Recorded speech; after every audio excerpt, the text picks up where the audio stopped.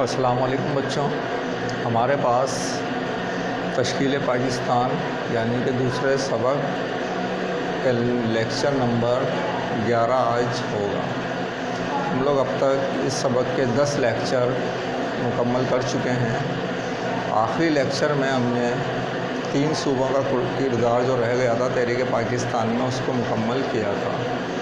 اس طرح ہم تحریک پاکستان میں 4 صوبوں کا کردار پڑھ چکے۔ آخری صوبے کے کردار کو پڑھتے ہوئے 14 اگست 1947 کو پاکستان وجود میں آیا تھا، یہاں تک ہم نے پڑھا تھا۔ اب ہے ہمارے پاس 14 اگست 1947 کی اہمیت۔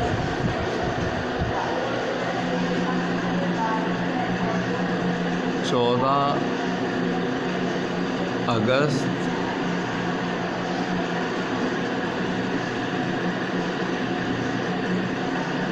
1947 کی اہمیت۔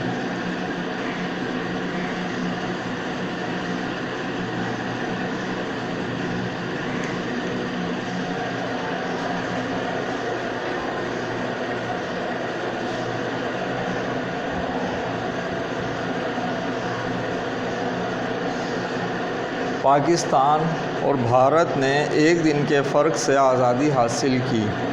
پاکستان 14 اگست 1947 عیسوی 27 رمضان 1366 ہجری کو آزاد ہو گیا، جبکہ بھارت 15 اگست 1947 عیسوی کو۔ یہ بھی قدرت کی طرف سے ایک انعام تھا کہ 14 اگست 1947 کو ہی رمضان کی 27ویں شب تھی۔ اس شب کو لیلۃ القدر کے نام سے بھی پکارا جاتا ہے، یعنی نیکیوں، بھلائیوں اور قدر کی رات۔ کیونکہ برطانوی ہند یعنی جنوبی ایشیا کا وہ خطہ تھا جس پر انگریز براہ راست حکمرانی کر رہے تھے، کو تقسیم ہونا تھا، اس لیے بڑی فطری بات تھی کہ پاکستان بھارت سے ایک روز قبل آزاد ملک کی حیثیت سے معرض وجود میں آیا۔ انگریزوں کے زیر اقتدار مقامی ریاستوں سے یہ کہا گیا کہ وہ اپنے جغرافیائی میل وقوع اور اپنے عوام کے مذہبی تشخص کی بنیاد پر پاکستان یا بھارت میں سے کسی ایک کے ساتھ الحاق کر لیں، لیکن جموں اور کشمیر کے راجا نے اس کی پیروی نہیں کی، اس لیے یہ آج تک ایک متنازع علاقہ ہے۔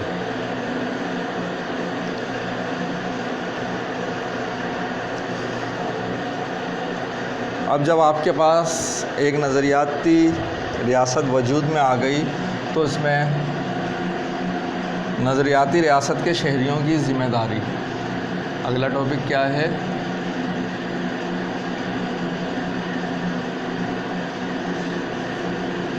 نظریاتی ریاست کے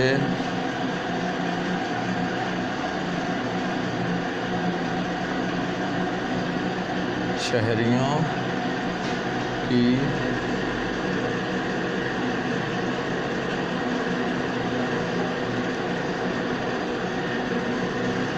ذمہ داری۔ قائد اعظم نے 15 جون 1948 عیسوی کو قوم سے خطاب کیا اور انہیں صوبائیت اور نسل پرستی کے خطرات سے ان الفاظ میں آگاہ فرمایا: اب ہم بلوچی، پٹھان، سندھی، پنجابی اور بنگالی کے بجائے صرف پاکستانی ہیں۔ ہماری سوچ اور فعل و عمل ایک پاکستانی کے شایان شان ہونا چاہیے اور ہمیں پاکستانی ہونے پر فخر ہونا چاہیے۔ جد و جہد پاکستان کے پس منظر میں یہ فکر و فلسفہ کار فرما تھا کہ ایک ایسی اسلامی ریاست قائم کی جائے جہاں مسلمان اسلام کے ابدی اصولوں کے مطابق اپنی زندگی گزار سکیں۔ اس پس منظر میں پاکستان کا تصور ایک نظریاتی ریاست کا تھا، اور نظریاتی ریاست اپنے عوام سے مندرجہ ذیل ذمہ داریوں کا تقاضا کرتی ہے۔ اس سے پہلے کہ ہم یہ تقاضے پڑھیں، تھوڑا سا اس کو اور سمجھ لیتے ہیں۔ نظریاتی ریاست نظریہ کیا تھا؟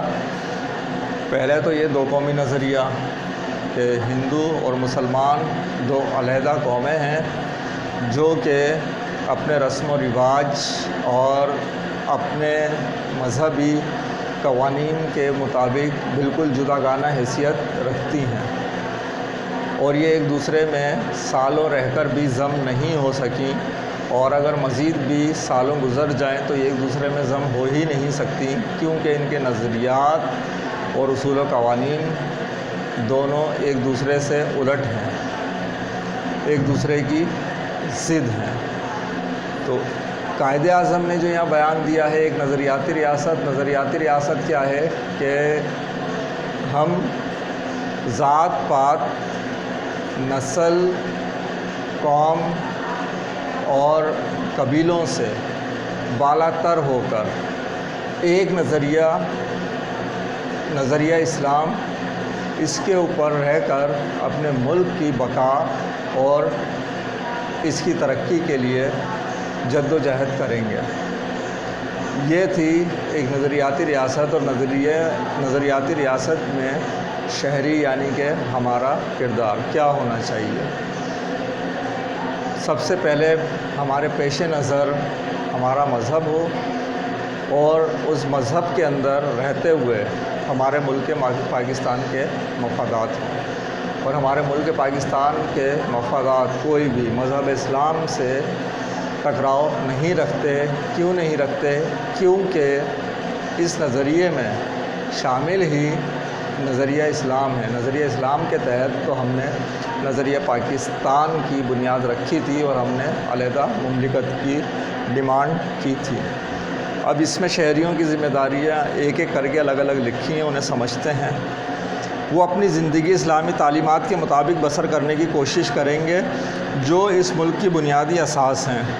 اس اصول کا تقاضا تھا کہ اسلامی شریعت کے مطابق قوانین و قواعد و ضوابط مرتب کیے جائیں۔ نمبر 2، وہ ایک ایسا جمہوری نظام قائم کرنے کے لیے جد و جہد کریں گے جس کی بنیادیں اسلامی اصولوں پر رکھی گئی ہوں۔ مغربی طرز کا جمہوری نظام پاکستان کے لیے مناسب نہیں ہے۔ سب کے لیے آزادی، احترام، عزت و تکریم اور مساوات کا جمہوری اصول ہی زندگی گزارنے کا واحد اور مناسب طریقہ ہے۔ عزت دو اور عزت لو۔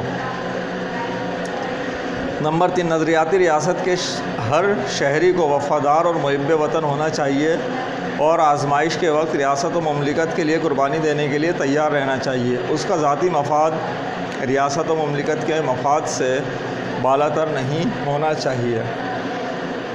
ویسے اس بات کے اوپر تو میں کہوں گا الحمدللہ ثم الحمدللہ کہ ہماری جو پاکستانی قوم ہے وہ اپنے مفاد سے پہلے ملکی مفاد کو سامنے رکھتی ہے۔ چند کالی بھیڑیں وہ تو ہر مملکت اور ہر مذہب میں پائی جاتی ہیں، وہ تو دراصل نہ انسان ہوتے ہیں اور نہ ہی کسی مذہب سے تعلق ہوتا ہے۔ جیسا رخ دیکھتے ہیں ہوا کا ویسا بھیس بدل لیتے ہیں۔ لبادہ انہوں نے کوئی بھی اوڑا ہوا ہو، ان کا دراصل جو نام ہے وہ مفاد پرست۔ تو چند مفاد پرستوں کا ٹولہ کو اگر آپ کاؤنٹ کریں تو وہ دیگر بات ہے۔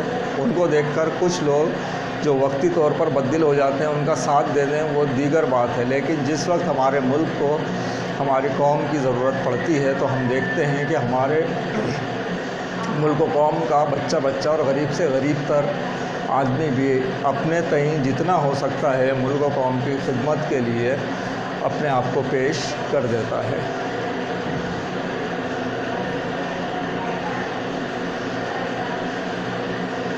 نمبر 4، ہر شہری کو رزق حلال کمانا چاہیے اور کبھی بھی کسی فراڈ یا دھوکے میں ملوث نہیں ہونا چاہیے، اور نہ ہی دوسروں کو فریب دینا چاہیے۔ یہ تو ہمارا مذہبی اصول بھی ہے سب سے پہلے۔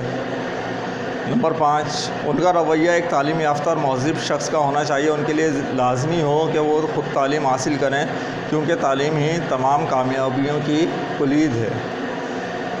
نمبر 6، ان کو ریاست کے قوانین کا احترام کرنا چاہیے اور قانون نافذ کرنے والے اداروں کے ساتھ تعاون کرنا چاہیے۔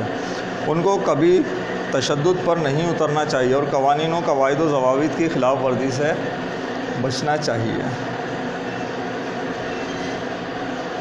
ان کو ایسی سرگرمیوں میں حصہ لینا چاہیے جو قومی یکجہتی، وقار اور ترقی کو فروغ دیتی ہوں۔ ان کو سماج دشمن عناصر کی سرگرمیوں کے خلاف حکومت کی مدد کرنا چاہیے۔ 8واں، ان کو سخت محنت کش ہونا چاہیے اور معاشرے کی فلاح و بہبود میں حصہ لینا چاہیے۔ 9واں، ان کو ہمیشہ دوسروں کی مدد کے لیے تیار رہنا چاہیے اور اپنے فرائض پوری ذمہ داری اور توجہ سے ادا کرنا چاہیے۔ انہیں تمام ٹیکس باقاعدگی سے ادا کرنا چاہیے۔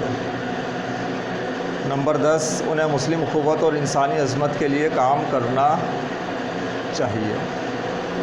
ویسے ہمارے پاکستانی قوم کی یہ خاصیت ہے، اب بھی اگر آپ دیکھیں تو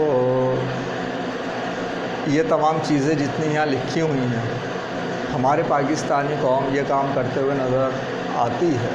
یہی وجہ ہے کہ ملک دشمن عناصر کی لاکھ کوششوں کے باوجود آج 72-73 سال تقریباً ہو گئے ہیں، وہ لوگ اپنی مذموم عزائم لے کر تقریبی کارروائیوں میں لگے ہوئے ہیں، لیکن اس کے باوجود ملک حل کی رفتار سے ہی صحیح لیکن آگے کی جانب جا رہا ہے، ترقی کی طرف گامزن ہے۔ یہ جو ہمارے اوپر ٹیکسز ہیں،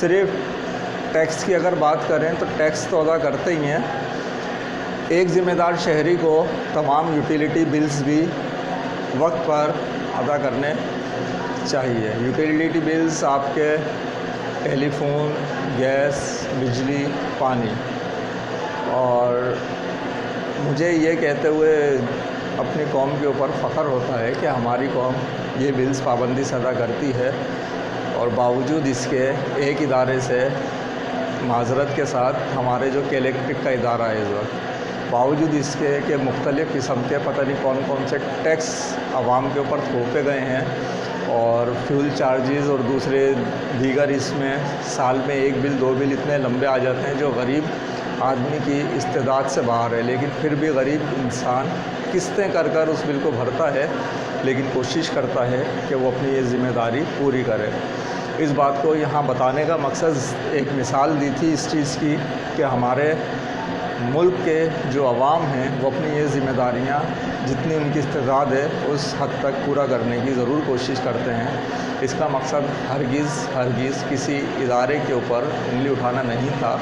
اس میں بھی ابھی ہو سکتا ہے کہ اندرونی طور پر معاملات زیادہ خراب ہوں، کچھ دن بعد انشاءاللہ ہمارے پاس اس کے اندر بھی بہتری آنا شروع ہو جائے۔ ان نیک خواہشات کے ساتھ آج کا سبق تو پورا ہوتا ہے، اور کلاس ورک ہمارا باقی ہے۔ کلاس ورک ہم لے لیتے ہیں، کلاس ورک کریں گے، اور ہوم ورک میں مجھے امید ہے جو کام آپ کے ذمہ لگایا گیا ہے آپ اس کو پورے ٹائم کے ساتھ اور پوری اپنی محنت کے ساتھ جلد از جلد ساتھ کے ساتھ پورا کرتے ہوئے چل رہے ہوں گے۔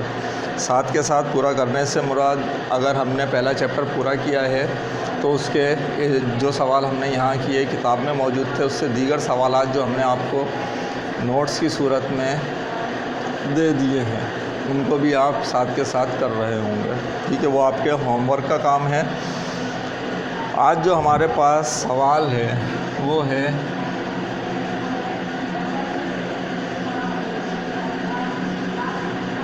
کلاس ورک میں سوال ہے آپ کے پاس، ایک نظریاتی ریاست کے شہریوں کی کیا ذمہ داری ہیں؟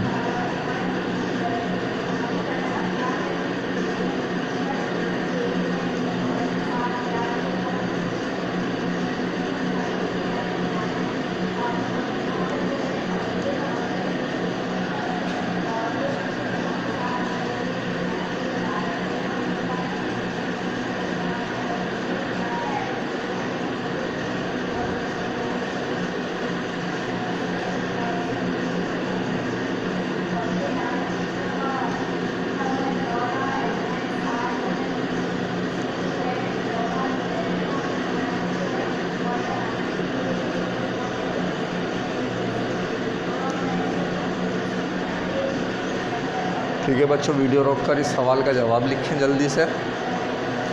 جی، سوال کا جواب آپ نے لکھ لیا، ٹھیک ہے؟ انشاءاللہ اگلے لیکچر میں آپ سے ملاقات ہوتی ہے۔ اللہ حافظ۔